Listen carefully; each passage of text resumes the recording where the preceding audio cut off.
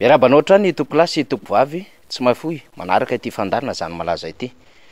Angamba efa tsy zovena amintsika intsony tokony holoa hevitra zay iresahana amin'izao fiandohany ny herinandro izao satria nizahan-tranga tany sabotsy teo zay tany amin'ny faldavakina karatra Antsirabe no hitondrana ny fandalinana sy fanadihadiana amin'izao fandarantsika izao. Nikasa hanatanteraka kongresy-paritra manko ny antoko tiako Madagasikara ka ny toerana zay no manana mialoha efa ho ray volana mahery izay dia tao Magro Avaratsena. Toerana fananana zay an'ny mpitarika ny antoko tiako Madagasikara izany toerana izany ary heverina fa ampisiatonina amin'ireo mpizaika zay hiatrika izany kongresy-paritra ny antoko izany. Fantatsika moa fa faritra vakina karatra dia misy distrika manodidina 7 ano any ary fantatsika faritra vakina karatra dia misy ny mpanohana ny antoko tiako Madagasikara ka raha tsy toerana lehibe tahakan'izay Magro Avaratsena zay toerana fananan'olona malokana sady voafefy no mihidy tsy akalamanjana de verina fa ampy hanatanterahana tsara izany kongresy-paritra izany tahakan'izay efa natao ihany koa ohatra tany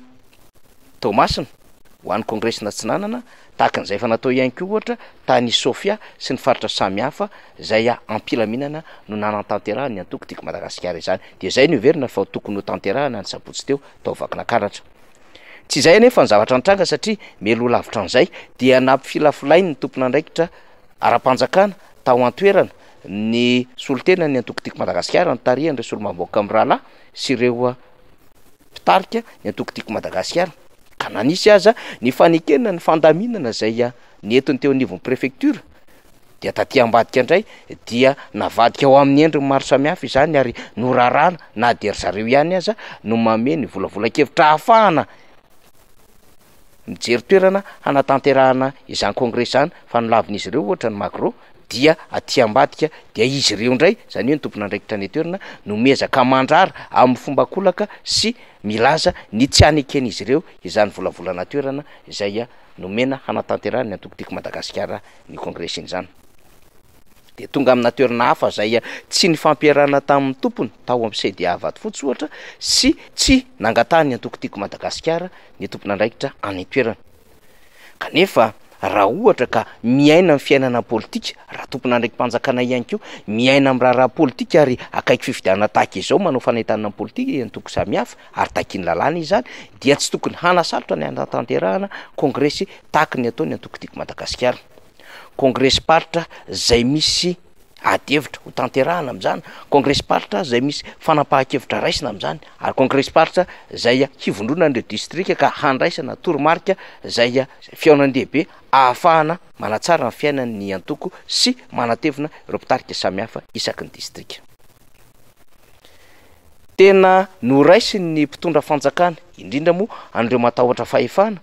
sy matahotra ny antoko tiako Madagasikara amin'ny hetsika izay ataony ho goavambe izany kongresy-paritra izany rariny sitsiny izany satria tsy atoko madinika na zanaka atoko na koa antoko zay miforoporona misy olom-pianakaviana na antoko zay tsy matanjaka ara-potikevitra ny antoko tiako Madagasikara fa atoko velona sy matanjaka tsara ka izay tanjaka ny antoko izay sy ny fahazon'ny vahoaka marobe miaraka aminy ny tena natahorany ireo tompon'andraiki-panjakana samihafa aty amin'ny foibe sy any toerana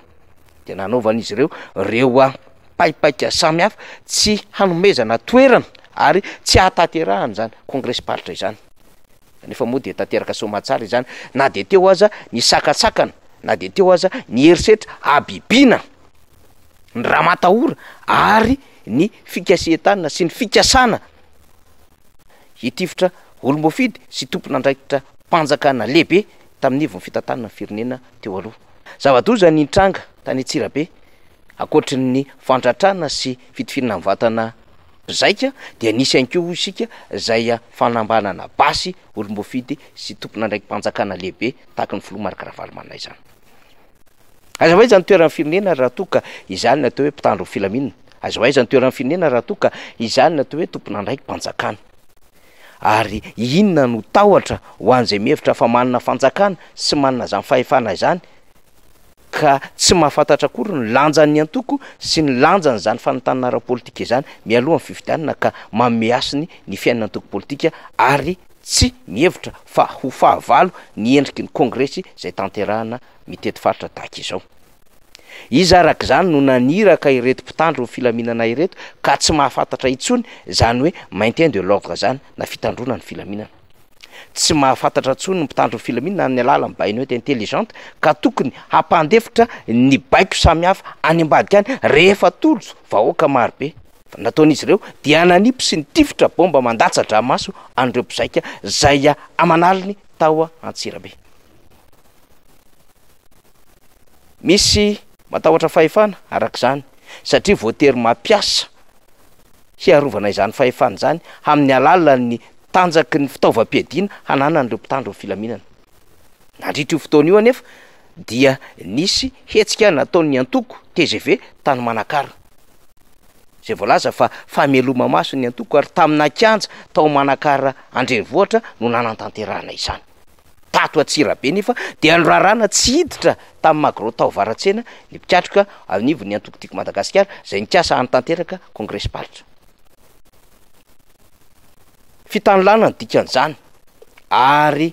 tsy fanomezan-josy asina ho an'ny antoko zay tsy miara-dia amin'ny fitondrana fa kosa fanomezana tombony ho an'ny antoko zay miaraka amin'ny fitondrana. Dikan'izay fantsahana lalàny zany amin'ny lalam-pandrenana ho an'ny fahafahany rehetra manao hevitra, ho an'ny fahafahany rehetra mivezivezy, an'ny fahafahany rehetra mivory, ary ihany koa fanajana ny zo isam-batan'olona fa tsy fanajana ihany koa ny zo zay ananany antoko politika zay tokony hanatanteraka izany fanentanana mpikambana ao amin'izany sy fanomezana fiofanana ary ihany koa fampahafantarana ny fiainan'ny firenena. Izany manko ny ambarany andiny fa 4 ao anatin'ny lalàna ny feny antoko politika. Tsy voaja arak'izany tamin'ny sabotsy teo. Na de teo aza nefa izany herisetra fampiororona sy sakatsakana samihafa izany ka nandratran'olona efatra ary nasamboran'olona ray sy nokendrenina manokana hisamboran'olona hafa ary nieritreretina fa hitifitra olom-boafidy na ihany koa tompon'andraikitra lehibe teto amin'ny firenena teo aloha dia afaka nanantanteraka dia be an kilometatra maro ny antokotiko Madagasikara ary nanantanteraka ny kongresy paritra tamin'ny tena iray tany Antsirabe zay fanana ny orinasa Tico. Manarivony ny olona tonga niatrika izany ary velom-panantenana velom-pakasitrahana ny fihetsika zay naseho ny filoha nasional zany antoko izany Andriamatoa Marc Ravalomanana sy mipiara-dia aminy satria manoloana ny Ramatahora, manoloana ny sakasakana sy ny antso-jay rehetra dia tsy niemotra fa nijoro niaraka amin'ny vahoaka hatrany ny mpitarika ny antoko tiako Madagasikara.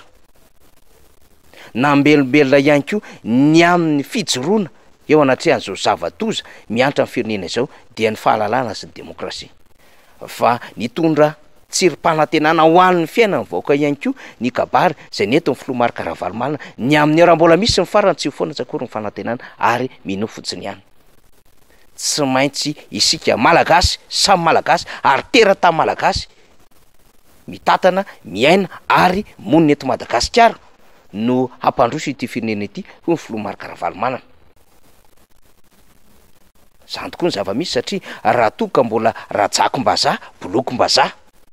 no mitatana ny firenena dia baikom-bazaha no ampiarina an'ny mpiray tandrazana aminy ka tonga amina fandratrana fanapotehana fiainan'olona tahaka izao. Tsy ampiary ve ny fanapotehana fiainan'olona tamin'ny fanenjehana amin'ireo antota-taratasy tsy marina sy ireo mety endrika politika ka tsy mamela malalaka ny olona aneo hevitra eto Madagasikara ka maro ny gadra politika amin'izao fotoana izao atramina mpanao gazety aza fa nokendrena mbola hamotika fiainan'olona hafa tamin'ny alalan'ny herisetra sy tifitra mivatana natao tamin'ireny mpikatroko ny antokotiko Madagasikara reny ary tonga mihitsy aza tamin'ny ketriketrika zay mety atao tamina tompon'andraikitra ambony eo anivon'ny antokotiko Madagasikara. Tsy ampy ve isika ireny olona zay nanaovana antso zay samy hafa ireny mbola hanampy izany ndray ny fitondram-panjakana tamin'ny sabotsy lasa teo. Ndraikitra izay koa no naniraka ireny mitandro filaminana vitsivitsy izay nanapatra fahefana tamin'ny voaka zay tsy nitondra ninina fa tsy tanapolo hiatrika kongresy paritra dia ny foto-kevitra tany anatiny sy ny faharesen-dahatra amin'izany antokotiko Madagasikara izany no nentin'izy ireo. Eo anivon'ny présidence ve ny anivon'ny primature zay misahana ny fitandrona ny filaminana nasionaly ve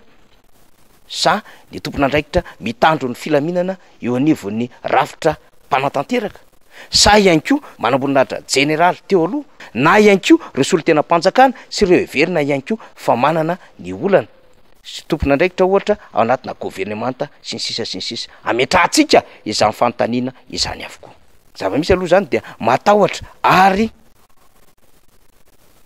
miezaka manilika ny antoko tiako Madagasikara eo am'izay endriky ny fomba fanaovana politika matianina izay ary tsy te hampiseho ny fahazakana vahoaka anana ny antoko tiako Madagasikara ny fitondram-panjakana ka manao io sakana feno akanisana etsero io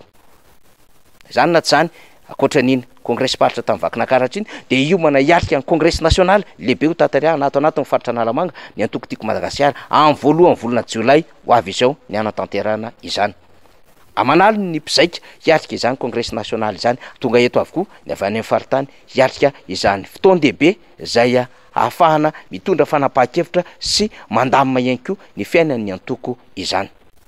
Hitantsika eo indray ny fivoarany raharasy izay mety ho fihetsiky ny fitondram-panjakana fa tamin'ny sabotsy teo aloha zany de ny akanosana politika no nentina ny baikona mpitandro ny filaminana mba ahafahana manao herisetra sakatsakana antsotsay ho an'ny antoko politika manao ny asany eto Madagasikara.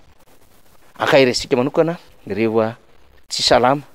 ary ireo voatery mitondra takaitra vokatra zany etreketraka nataon'ny fitondram-panjakana tamin'ny eraka nampanaovana ireo mpitandro filaminana vitsivitsy tamin'ny sabotsy teo any Antsirabe am'izao fotoana izao. Zany zava-misy zany malaza makasitraka tompokolahy makatelina tompoko vavy.